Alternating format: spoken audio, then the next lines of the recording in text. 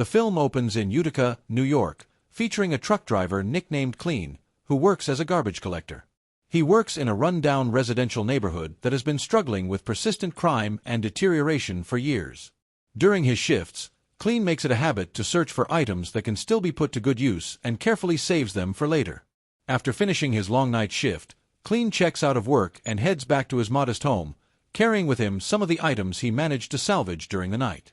Burdened by the weight of his past, Clean reveals his inner struggle, admitting that his hands are stained with blood from the sins he has committed. No matter how much effort he puts into atoning for his mistakes, he finds that he cannot wash away the memories of his actions. He drives to a scrapyard, where he takes a moment to prepare some canned food to feed his dog. Later, he attends an Alcoholics Anonymous meeting, a support group.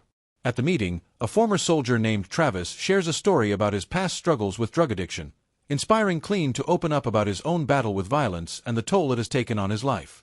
Returning to his quiet and lonely home, it is revealed that Clean lives alone, having lost his daughter and gone through a painful divorce. After preparing himself a simple meal, he spends his time repairing one of the items he had salvaged during his garbage collection shift. The next morning, Clean stops by a neighbor's house to bring food to a teenage girl named Deanda. Despite Clean's kindness, Deanda points out that he is not her father but appreciates the care he shows. To show her gratitude, she gives him a handmade bracelet before heading off to catch her school bus. After Deanda departs, Clean makes his way to a small shop, where he sells one of the items he repaired for a few extra dollars. Soon after, a man enters the shop to buy a gun, which causes Clean to pause and think. Eventually, he moves on and visits another store to buy some paint. Clean spends his time trying to make himself useful in the community by painting over graffiti on the walls in his neighborhood. The next day, he notices some new black residents moving into the neighborhood. He brings food to Deanda again but finds himself still staring and pondering the new tenants. While sleeping, he dreams of his deceased daughter, and the dream wakes him up. Looking at her photo, he becomes emotional. The following day, at Travis's barbershop, Travis advises Clean to let some things go or focus on how to live with them. Meanwhile, the story introduces Michael, a feared and ruthless drug lord, who is seen arriving at a prison to pick up his son, Mikey, who has just been released. Upon Mikey's release, his delinquent friends greet him, much to his father's dismay. Mikey joins his friends and drives off, but despite his anger, Michael decides to let it slide for now. At work, Clean learns that he will have to cover more areas due to staff cuts among garbage collectors. He begins collecting garbage, moving through various parts of the city. Later, while picking up trash near a seafood restaurant owned by Michael, he notices some goons in the middle of a drug transaction. Choosing to avoid conflict, Clean ignores the scene and focuses on his work. At home, Clean is haunted by the memories of his past and the overwhelming guilt of losing his daughter. The next day, he finds Deanda walking to school because the school bus no longer operates in their area. Concerned for her safety, he offers her a ride. During the drive, Deanda asks Clean why he is always alone and doesn't have a girlfriend. Clean responds by explaining that he is not very good at relationships and prefers to focus on his work. That evening, at one of Michael's drug houses, Mikey is dropped off by his friends. Even though he's late, Michael tells him to join the family business. However, Mikey sarcastically responds that he doesn't want to smell fishy. Later, Michael discovers that 5 packages of coke are missing, leading him to suspect that the Chinese transporters are stealing from him. The next day, Clean repairs a bicycle that belonged to his daughter and drops it off at Deanda's house so she can use it to get to school. Deanda's grandmother comes out and assures Clean that he doesn't need to worry because Deanda is not his child. Clean replies that he does it to redeem himself as a man who has lost his way. Ethel reminisces about how their street used to be lively with children playing everywhere, but gangsters ruined it, forcing families to keep their kids indoors. She praises Clean for painting over graffiti and being a good man, but Clean insists that he is not. At Travis's barbershop, Clean shares a memory about buying the bike for his daughter. He recalls the joy he felt watching her ride it and cherishes those moments. Meanwhile, Michael spends time at church while his coke business continues to operate. The coke is packed into small grams and disguised as fish supplies for distribution. When the Chinese transporters arrive with a new delivery, Michael calls Mikey to come over. Without hesitation, Michael savagely beats the leader with a hammer, using the violence as a warning to anyone who dares to cross him. He then warns the remaining members to check their scales carefully before turning to Mikey and telling him to clean up the mess. That night, while collecting garbage outside Michael's restaurant, Clean notices traces of blood. He pauses for a moment, uneasy, but decides to keep working and finish his shift. Michael suddenly approaches Clean, apologizes for the smell, and offers him a cigarette, which Clean declines. Michael also tries to tip him generously, but Clean refuses and leaves peacefully. The following day, Clean's car breaks down in the neighborhood. As he checks the problem, a group of thugs passes by, chasing someone into an alley. Moments later, Clean hears the man screaming and goes to investigate. He sees the guy getting beaten up by a gang and just stands there, unsure if he should step in. The thugs confront him, but before they act, another man hits Clean from behind with a baseball bat. Clean wakes up in the hospital, where he's being treated, remembering the moment his daughter caught him using drugs. The doctor gives him a prescription, but Clean refuses to take it. When Clean returns to work, his boss informs him that he's being placed on leave due to liability concerns from the incident. Returning home, he finds Deanda locked out because her grandmother took the keys with her, so Clean invites her into his house. While eating dinner, Deanda notices that Clean isn't in good condition. While wandering around, she discovers a wooden box. Upon opening it, Clean quickly stops her, scaring her into running away. Meanwhile, at Michael's house, she tries talking to Mikey, but Mikey is too busy listening to rap music. Enraged, Michael confronts Mikey, who threatens him with a knife. Unable to go through with killing his father, Mikey decides to leave the house. The following day, while driving through the neighborhood, Clean notices Deanda hanging out with a group of thugs and tells her to go home.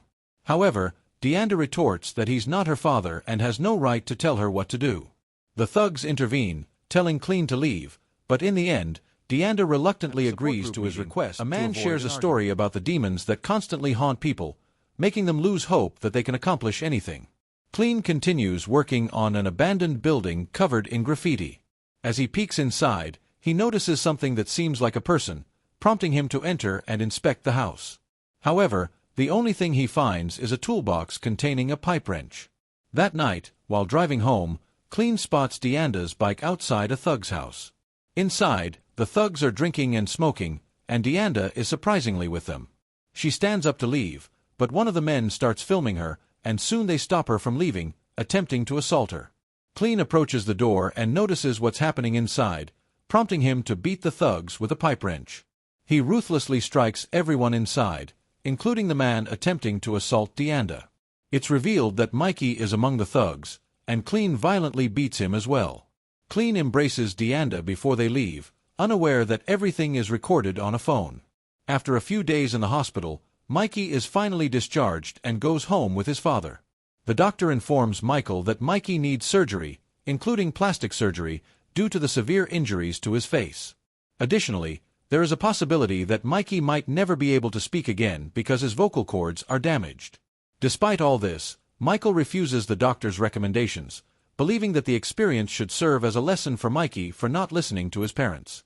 Michael reviews the recording from the previous night, which reveals Clean's identity. Frank, a corrupt officer, informs him that Clean is a garbage collector who stays in the neighborhood and suspects that he is planning to escape. Knowing that Clean is close to Deanda and her grandmother, Michael instructs Frank to kill them first before bringing Clean to him alive. As they suspected, Clean is already fleeing the town in his car with Deanda and Ethel. Before they can get far, a police car instructs them to stop. It doesn't take long for Clean to realize that these officers have been bribed by Michael to hunt them down, so he quickly drives off to escape. Eventually, Clean manages to lose the pursuing police. In an attempt to switch vehicles, they stop at a diner. Deanda accompanies Ethel inside to use the restroom, while Clean searches the parking lot for a car he can steal. While driving, some of Michael's men spot Clean's vehicle, and once they confirm it, they head for the diner. As they enter, Deanda and Ethel are about to leave but retreat back inside upon seeing the men. While Clean is waiting for them, he notices one of Michael's men and immediately kills him before he can react, taking his hatchet. Inside, other men chase after Deanda and Ethel, who flee to the building's back room, where they find a place to hide. Just as the men are about to find them, Clean appears and attacks with the hatchet. The fight is intense, but Clean manages to take them all down. After witnessing the brutal scene, Clean finally reveals to Deanda and Ethel his past as a professional assassin. He shares that one day, upon returning home, he notices his syringe for drugs is missing and later discovers that his daughter has used it. Tragically, his daughter loses her life as a result, leaving Clean devastated and consumed with guilt, knowing it is his fault. Out of love for his daughter, his life has never been the same since. Later, at a motel, Ethel blames Clean for their inability to return home. However, Clean promises to fix everything.